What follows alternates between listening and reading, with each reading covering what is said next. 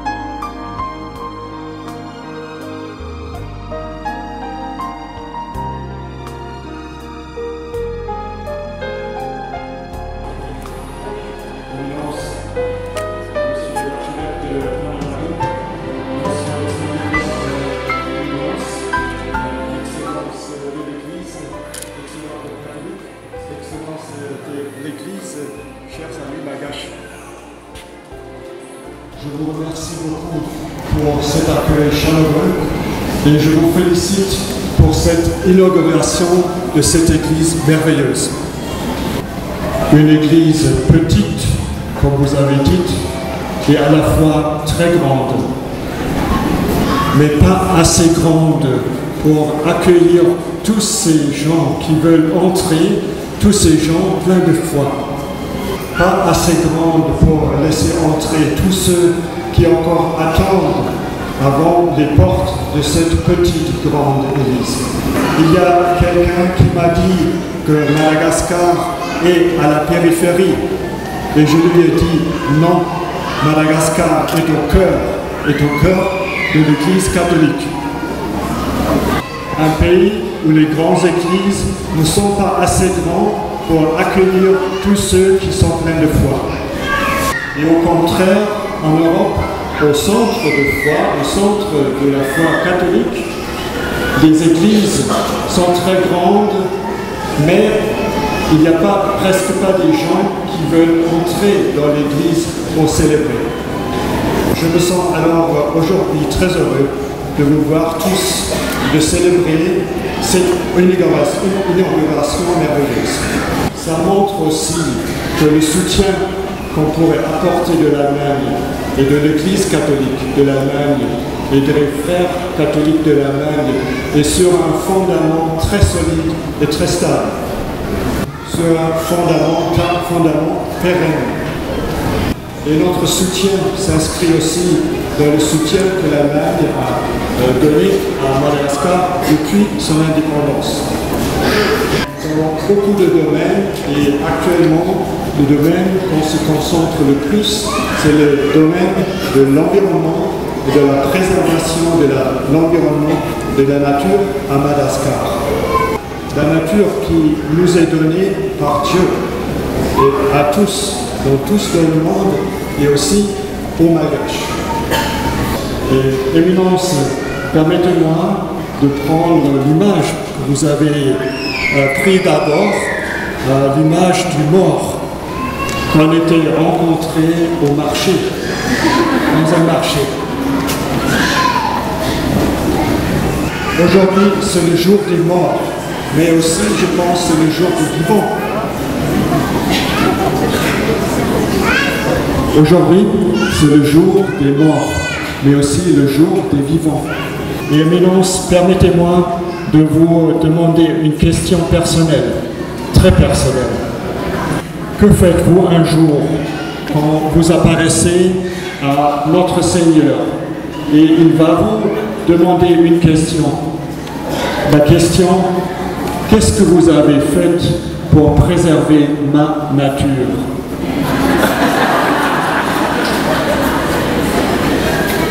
Et je vais étendre cette question, pas seulement à Monsieur l'archevêque, mais aussi à vous tous. Qu'est-ce que vous allez répondre quand vous êtes demandé? Qu'est-ce que vous avez fait pour préserver ma nature? En 10 ans, 15 ans, 20 ans, Madagascar va avoir perdu sa nature quand les choses commencent, quand les choses continuent comme ils sont maintenant.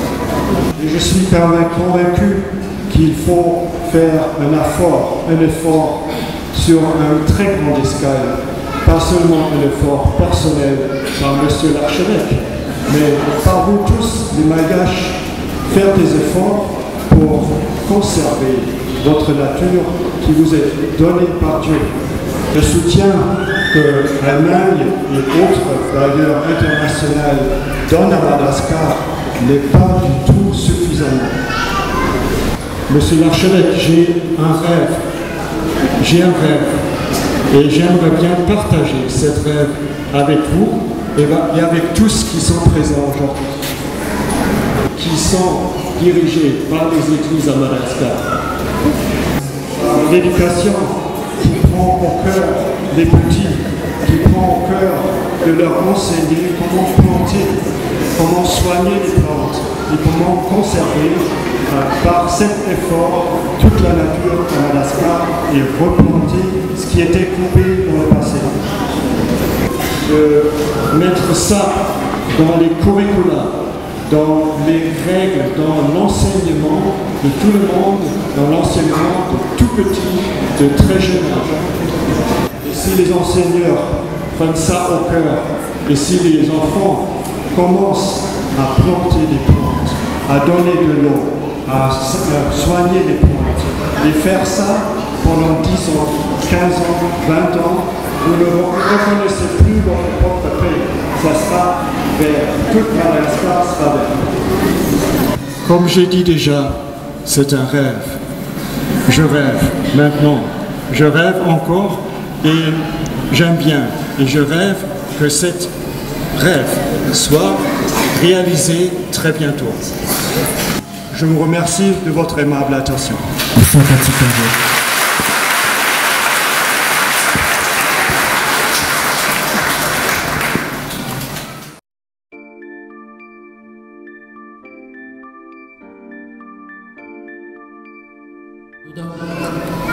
Danke vielmals für die Unterstützung.